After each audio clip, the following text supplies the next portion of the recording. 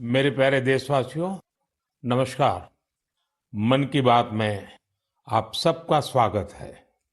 अगर आप मुझसे पूछे कि मेरे जीवन के सबसे यादगार पल क्या रहे, तो कितने ही वाक्य याद आते हैं। लेकिन इसमें भी एक पल ऐसा है जो बहुत खास है। वो पल था जब पिछले साल 15 नवंबर को मैं भगवान बिरसा मुंडा की जन्म जयंती पर उनकी जन्मस्थली झारखंड के उलिहातू गांव गया था। इस यात्रा का मुझ पर बहुत बड़ा प्रभाव पड़ा। मैं देश का पहला प्रधानमंत्री हूं जिसे इस पवित्र भूमि की मिट्टी को अपने मस्तक से लगाने का सौभाग्य मिला। उस क्षण मुझे न सिर्फ स्वतंत्रता संग्राम की शक्ति महसूस हुई, बल्कि इस धरती की शक्ति से जुड़ने का भी अवसर मिला। मुझे एहसास हुआ कि कैसे एक संकल्प को पूरा करने का साहस देश के करोड़ों लोगों का भाग्य बदल सकता है। साथियों, भारत में हर युग में कुछ चुनौतियां आई और हर युग में ऐसे असाधारण भारतवासी जन्मे जिन्होंने इन चुनौतियों का सामना किया। आज की मन की बात में मैं साहस और दूरदृष्टि रखने वाले ऐसे ही दो महानायकों की चर्चा करूंगा। इनकी 150वीं जन्म जयंती को देश ने मनाने का निश्चय किया है।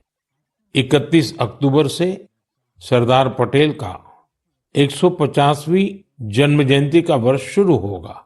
इसके बाद 15 नवंबर से भगवान बिरसा मुंडा का 150वां जन्म जयंती वर्ष शुरू होगा।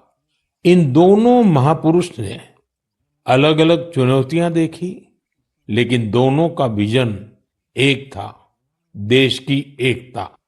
साथियों, बीते वर्षों में देश ने ऐसे महान नायक नायिकाओं की जन्म जयंतियों को नई ऊर्जा से मनाकर नई पीढ़ी को नई प्रेरणा दी है। आपको याद होगा, जब हमने महात्मा गांधी जी की 150वीं जन्म जयंती मनाई थी तो कितना कुछ खास हुआ था। न्यूयॉर्क के टाइम्स स्क्वायर से अफ्रीका के छोटे से गांव तक विश्व के लोगों ने भारत के सत्य और अहिंसा के संदेश को समझा, उसे फिर से जाना, उसे जिया। नौजवानों से बुजुर्गों तक, भारतीयों से विदेशियों तक, हर किसी ने गांधी जी के उपदेशों को नए संदर्भ में समझा, नई वैश्विक परिस्थितियों में उन्हें जाना। जब हमने स्वामी विवेकानंद जी की 150वीं जन्म जयंती मनाई तो देश के नौजवानों ने भारत की आध्यात्मिक और सांस्कृतिक शक्ति को नई परिभाषाओं में समझा। इन योजनाओं ने हमें ये एहसास दिलाया कि हमारे महापुरुष अतीत में खो नहीं जाते, बल्कि उनका जीवन हमारे वर्तमान को भविष्य का रास्ता दिखाता है। साथियों, सरकार ने भले इन महान विभूतियों की 150वीं जन्म जयंती को राष्ट्रीय स्तर पर मनाने का निर्णय लिया है, लेकिन आपकी सहभागिता ही इस अभियान में प्राण भरेगी, इसे जीवंत बनाएगी। मैं आप सभी से आग्रह करूंगा कि आप इस अभियान का हिस्सा बने। लौह पुरुष सरदार पटेल से जुड़े अपने विचार और कार्य #सरदार150 के साथ साझा करें और धरती आबा बिरसा मुंडा की प्रेरणाओं को #बिरसा मुंडा150 के साथ दुनिया के सामने लाए। आइए एक साथ मिलकर इस उत्सव को भारत की अनेकता में एकता का उत्सव बनाएं, इसे विरासत से विकास का उत्सव बनाएं। मेरे प्यारे देशवासियों, आपको वो दिन याद जरूर होंगे जब छोटा भीम टीवी पर आना शुरू हुआ था। बच्चे तो इसे कभी भूल नहीं सकते। कितना एक्साइटमेंट था छोटा भीम को लेकर। आपको हैरानी होगी कि आज ढोलकपुर का ढोल सिर्फ भारत में ही नहीं, बल्कि दूसरे देश के बच्चों को भी खूब अट्रैक्ट करता है।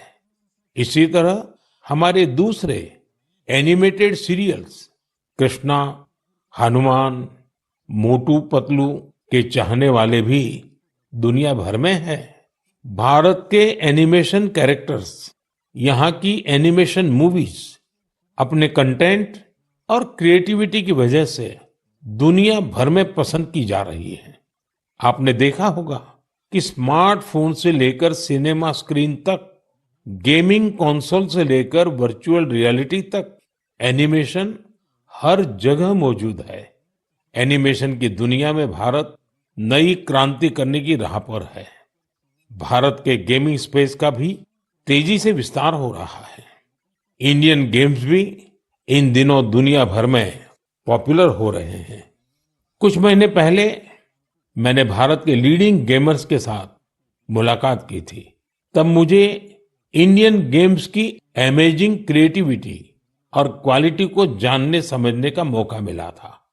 वाकई देश में क्रिएटिव एनर्जी की एक लहर चल रही है। एनिमेशन की दुनिया में मेड इन इंडिया और मेड बाय इंडियंस छाया हुआ है। आपको ये जानकर खुशी होगी कि आज भारत के टैलेंट विदेशी प्रोडक्शन का भी अहम हिस्सा बन रहे हैं। अभी वाली स्पाइडरमैन हो या ट्रांसफॉर्मर्स, इन दोनों मूवीज में हरिनारायण राजीव के कंट्रीब्यूशन को लोगों ने खूब सराहा है। भारत के एनिमेशन स्टूडियो डिज्नी और वार्नर ब्रदर्स जैसी दुनिया के जाने माने प्रोडक्शन कंपनीज के साथ काम कर रहे हैं। साथियों, आज हमारे युवा ओरिजिनल इंडियन कंटेंट, जिसमें हमारी संस्कृति की झलक होती है, वो तैयार कर रहे हैं। इन्हें दुनिया भर में देखा जा रहा है। एनिमेशन सेक्टर आज एक ऐसी इंडस्ट्री का रूप ले चुका है कि जो दूसरी इंडस्ट्रीज को ताकत दे रहा है। जैसे इन दिनों वीआर टूरिज्म बहुत फेमस हो रहा है। आप वर्चुअल टूर के माध्यम से अजंता की गुफाओं को देख सकते हैं, कोणार्क मंदिर के कॉरिडोर में टहल सकते हैं या फिर वाराणसी के घाटों का आनंद ले सकते हैं। ये सभी वीआर एनिमेशन भारत के क्रिएटर्स ने तैयार किए हैं। वीआर के माध्यम से इन जगहों को देखने के बाद कई लोग वास्तविकता में इन पर्यटन स्थलों का दौरा करना चाहते हैं। यानी टूरिस्ट डेस्टिनेशन का वर्चुअल टूर लोगों के मन में जिज्ञासा पैदा करने का माध्यम बन गया है। आज इस सेक्टर में एनिमेटर्स के साथ ही story tellers, writers, voice over experts, musicians, game developers, VR और एआर एक्सपर्ट्स, उनकी भी मांग लगातार बढ़ती जा रही है। इसलिए मैं भारत के युवाओं से कहूंगा, अपनी क्रिएटिविटी को विस्तार दे। क्या पता दुनिया का अगला सुपरहिट एनिमेशन आपके कंप्यूटर से निकले। अगला वायरल गेम आपका क्रिएशन हो सकता है। एजुकेशनल एनिमेशंस में आपका इनोवेशन बड़ी सफलता हासिल कर सकता है। इसी 28 अक्टूबर को यानी कल वर्ल्ड एनिमेशन डे भी मनाया जाएगा। आइए हम भारत को ग्लोबल एनिमेशन पावर हाउस बनाने का संकल्प लें। मेरे प्यारे देशवासियों, स्वामी विवेकानंद ने एक बार सफलता का मंत्र दिया था। उनका मंत्र था, कोई एक आइडिया लीजिए, उस एक आइडिया को अपनी जिंदगी बनाइए, उसे सोचिए, उसका सपना देखिए, उसे जीना शुरू करिए। आज आत्मनिर्भर भारत अभियान भी सफलता के इसी मंत्र पर चल रहा है। ये अभियान हमारी सामूहिक चेतना का हिस्सा बन गया है, लगातार पग पग पर हमारी प्रेरणा बन गया है। आत्मनिर्भरता हमारी पॉलिसी ही नहीं, हमारा पैशन बन गया है। बहुत साल नहीं हुए, सिर्फ 10 साल पहले की बात है। तब अगर कोई कहता था कि किसी कॉम्प्लेक्स टेक्नोलॉजी को भारत में विकसित करना है, तो कई लोगों को विश्वास नहीं होता था, तो कई उपहास उड़ाते थे। लेकिन आज वही लोग देश की सफलता को देखकर अचंभे में रहते हैं। आत्मनिर्भर हो रहा भारत हर सेक्टर में कमाल कर रहा है। आप सोचिए, एक जमाने में मोबाइल फोन इंपोर्ट करने वाला भारत आज दुनिया का दूसरा सबसे बड़ा मैन्युफैक्चरर बन गया है। कभी दुनिया में सबसे ज्यादा डिफेंस इक्विपमेंट खरीदने वाला भारत आज 85 देशों को एक्सपोर्ट भी कर रहा है। स्पेस टेक्नोलॉजी में भारत आज चंद्रमा के साउथ पोल पर पहुंचने वाला पहला देश बना है। और एक बात तो मुझे सबसे ज्यादा अच्छी लगती है, वो ये है कि आत्मनिर्भरता का ये अभियान अब सिर्फ सरकारी अभियान नहीं है। अब आत्मनिर्भर भारत अभियान एक जन अभियान बन रहा है। हर क्षेत्र में उपलब्धियां हासिल कर रहे हैं। जैसे इसी महीने लद्दाख के हानले में हमने एशिया की सबसे बड़ी इमेजिंग टेलीस्कोप मैस का भी उद्घाटन किया है। ये 4,300 मीटर की ऊंचाई पर स्थित है। जानते हैं इसकी भी खास बात क्या है? ये मेड इन इंडिया है। सोचिए, जिस स्थान पर -30 डिग्री की ठंड पड़ती हो, जहां ऑक्सीजन तक का अभाव हो, वहां हमारे वैज्ञानिकों और लोकल इंडस्ट्री ने वो कर दिखाया है जो एशिया के किसी देश ने नहीं किया। हानले का टेलीस्कोप भले ही दूर की दुनिया देख रहा हो, लेकिन ये हमें एक चीज और भी दिखा रहा है, और ये चीज है आत्मनिर्भर भारत का सामर्थ्य। साथियों, मैं चाहता हूं आप भी एक काम जरूर करें। आत्मनिर्भर होते भारत के ज्यादा से ज्यादा उदाहरण, ऐसे प्रयासों को शेयर करिए। आपने अपने पड़ोस में कौन सा नया इनोवेशन देखा? किस लोकल स्टार्टअप ने आपको सबसे ज्यादा इंप्रेस किया? हैशटैग आत्मनिर्भर इनोवेशन के साथ सोशल मीडिया पर ये जानकारियां लिखिए और आत्मनिर्भर भारत का उत्सव मनाइए। त्योहारों के इस मौसम में तो हम सब आत्मनिर्भर भारत के इस अभियान को और मजबूत करते हैं। हम वोकल फॉर लोकल के मंत्र के साथ अपनी खरीदारी करते हैं। ये नया भारत है जहां इम्पॉसिबल सिर्फ एक चैलेंज है, जहां मेक इन इंडिया अब मेक फॉर द वर्ल्ड बन गया है, जहां हर नागरिक इनोवेटर है, जहां हर चैलेंज एक अपॉर्चुनिटी है।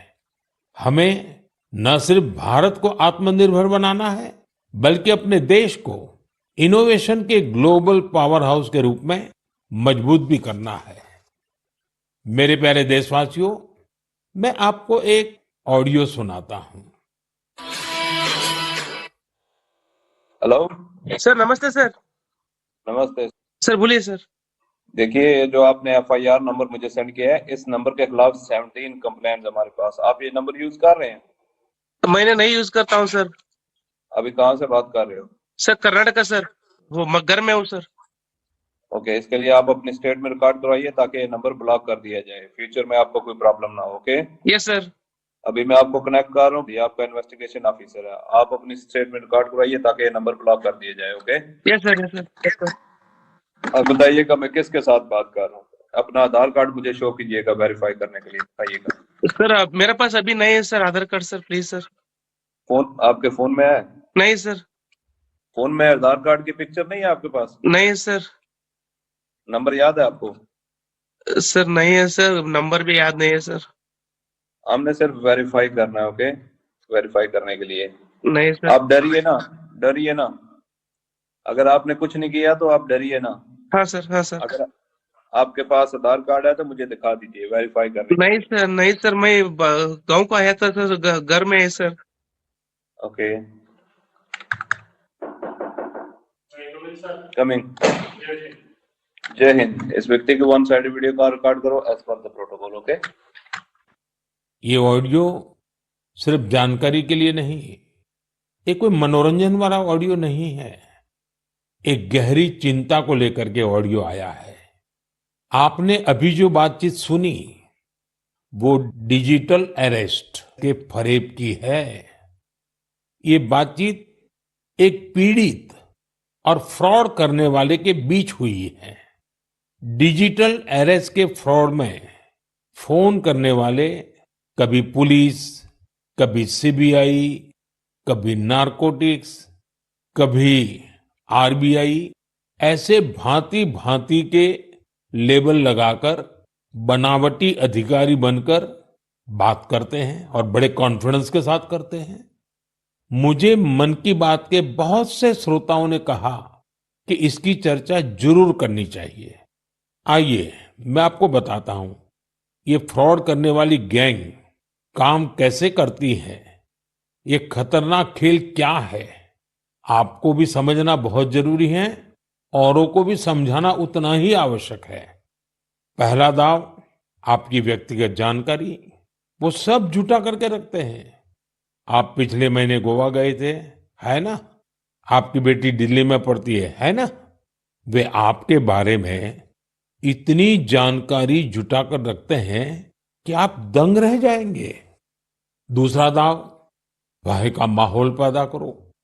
वर्दी, सरकारी दफ्तर का सेटअप, कानूनी धाराएं, वो आपको इतना डरा देंगे, फोन पर बातों बातों में आप सोच भी नहीं पाएंगे। और फिर उनका तीसरा दाव शुरू होता है। तीसरा दाव, समय का दबाव। अभी फैसला करना होगा, वरना आपको गिरफ्तार करना पड़ेगा। ये लोग पीड़ित पर इतना मनोवैज्ञानिक दबाव बना देते हैं कि वो सहम जाता है। डिजिटल अरेस्ट के शिकार होने वालों में हर वर्ग, हर उम्र के लोग हैं। लोगों ने डर की वजह से अपनी मेहनत से कमाए हुए लाखों रुपए गंवा दिए हैं। कभी भी आपको इस तरह का कोई कॉल आए तो आपको डरना नहीं है। आपको पता होना चाहिए, कोई भी जांच एजेंसी फोन कॉल या वीडियो कॉल पर इस तरह पूछताछ कभी भी नहीं करती। मैं आपको डिजिटल सुरक्षा के 3 चरण बताता हूं। ये 3 चरण है: रुको, सोचो, एक्शन लो। कॉल आते ही रुको, घबराए नहीं, शांत रहे, जल्दबाजी में कोई कदम न उठाएं, किसी को अपनी व्यक्तिगत जानकारी न दें। संभव हो तो स्क्रीनशॉट लें और रिकॉर्डिंग जरूर करें। इसके बाद आता है दूसरा चरण। पहला चरण था रुको, दूसरा चरण है सोचो। कोई भी सरकारी एजेंसी फोन पर ऐसे धमकी नहीं देती, न ही वीडियो कॉल पर पूछताछ करती है, न ही ऐसे पैसा की मांग करती है। अगर डर लगे तो समझिए कुछ गड़बड़ है। और पहला चरण, दूसरा चरण और अब मैं कहता हूं तीसरा चरण।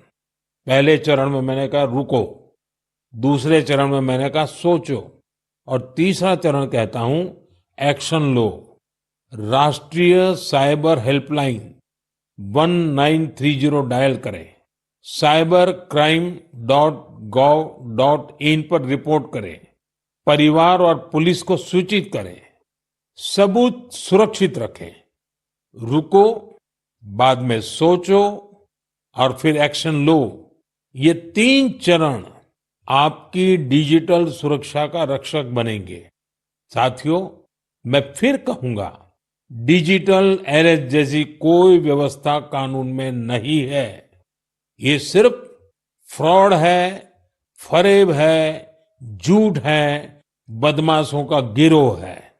और जो लोग ऐसा कर रहे हैं वो समाज के दुश्मन है।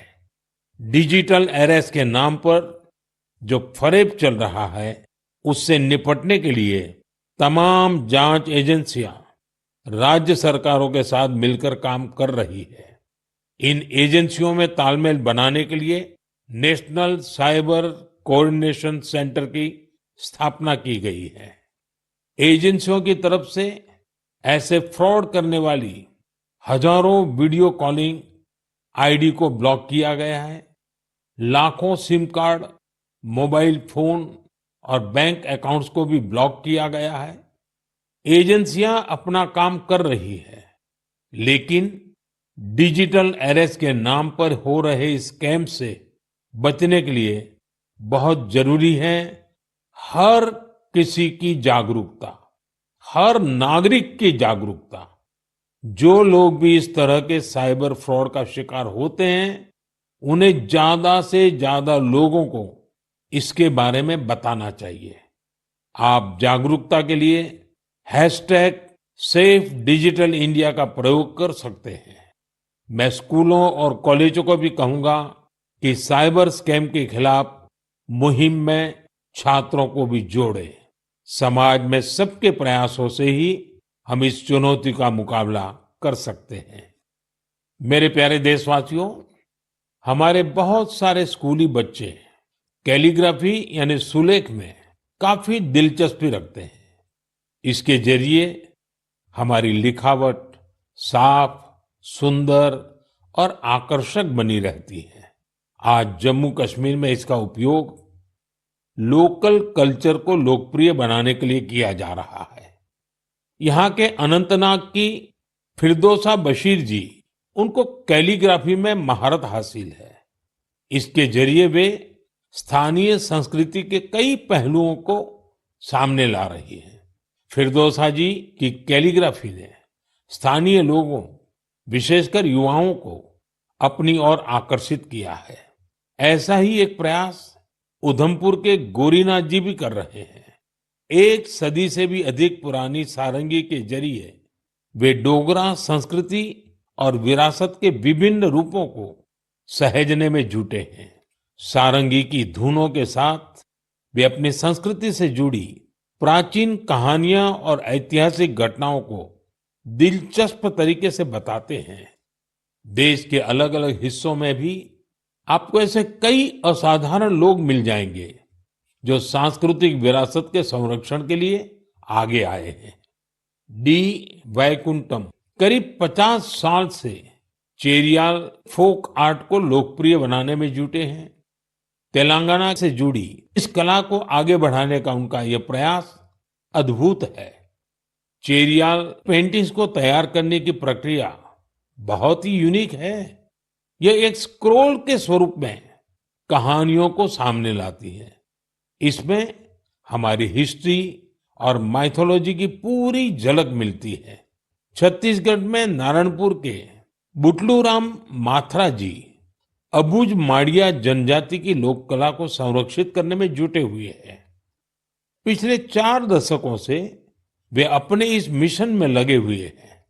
उनकी ये कला बेटी बचाओ, बेटी पढ़ाओ और स्वच्छ भारत जैसे अभियान से लोगों को जोड़ने में भी बहुत कारगर रही है।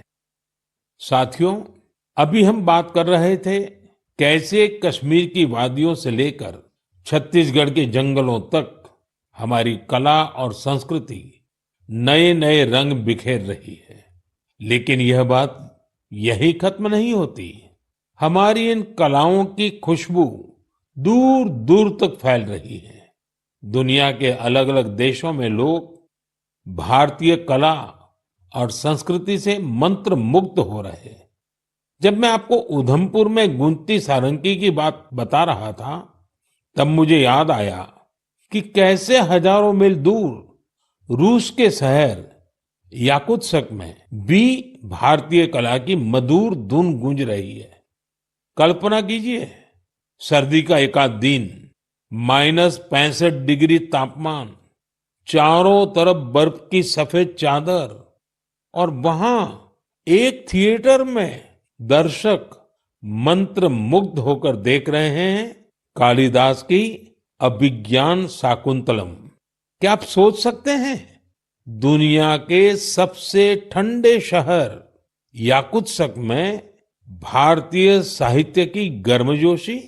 ये कल्पना नहीं, सच है। हम सबको गर्व और आनंद से भर देने वाला सच। साथियों, कुछ हफ्ते पहले मैं लाओस भी गया था। वो नवरात्रि का समय था और वहां मैंने कुछ अद्भुत देखा। स्थानीय कलाकार फलक फलम प्रस्तुत कर रहे थे, लाओस की रामायण।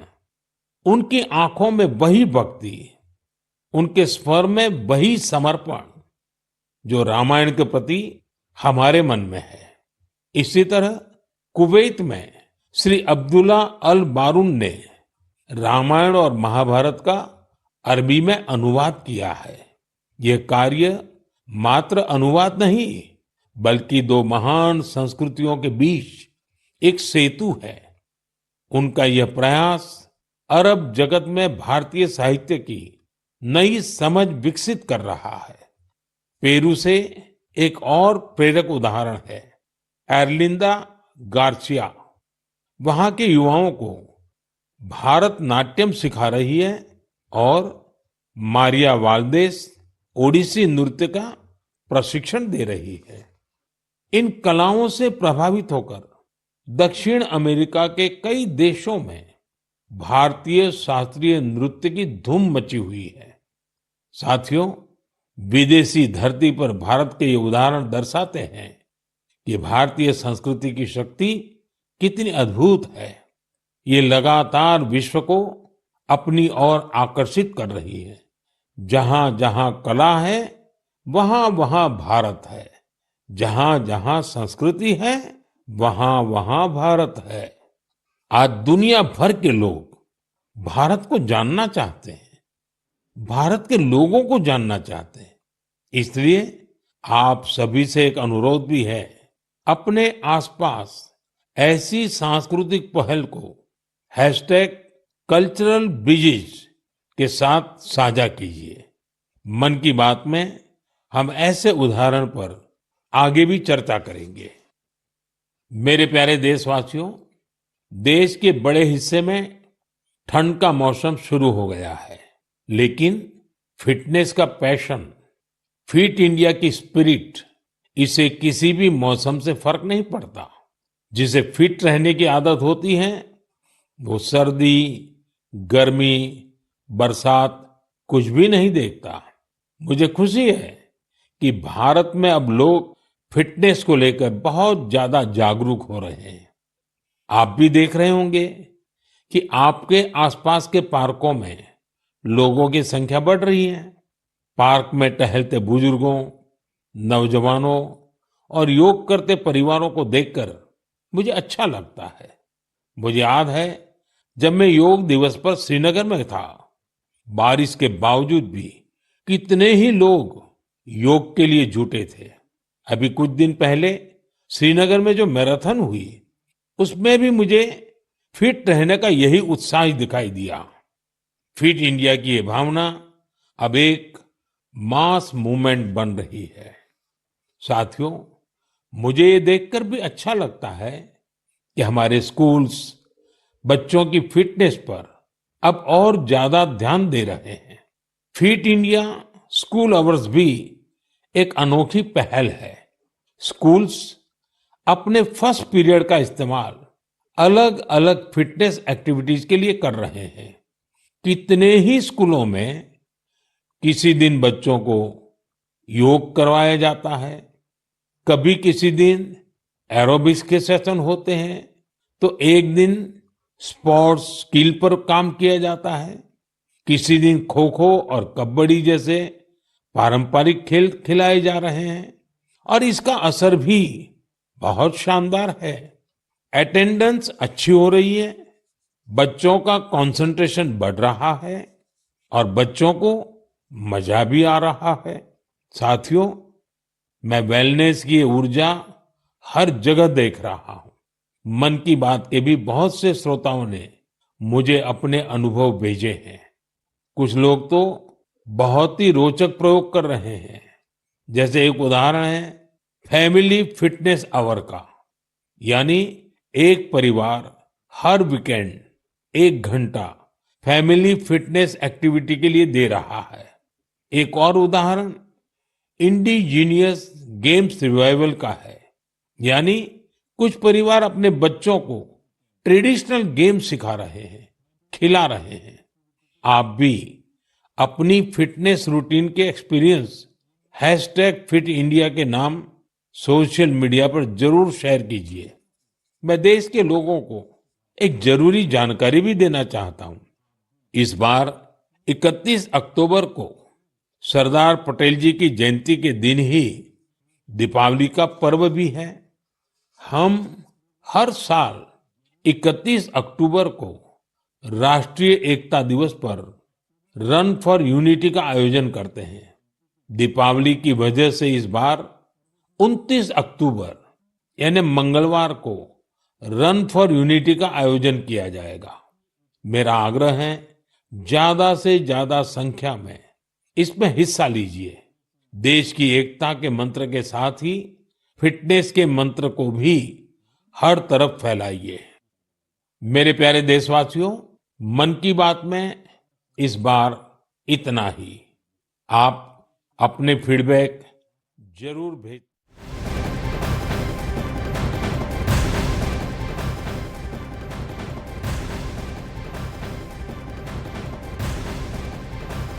प्रधानमंत्री नरेंद्र मोदी की ओर से मन की बात कार्यक्रम ये सुन रहे थे आप, और जिसमें आज उन्होंने बड़ा अहम मुद्दा जो है सबके सामने रखा, वो है डिजिटल फ्रॉड, जिसमें उन्होंने कहा कि सरकारी संस्थाओं का इससे कोई लेना देना नहीं होता। और एक बड़ी बात उन्होंने कही कि आप बच कैसे सकते हैं। 3 स्टेप्स उन्होंने बताए हैं, रुको, सोचो, एक्शन लो। स्थानीय दुकानदारों से खरीदा गया सामान जरूर आए। एक बार फिर आप सभी को आने वाले पर्वों की बहुत बहुत बधाई। धन्यवाद।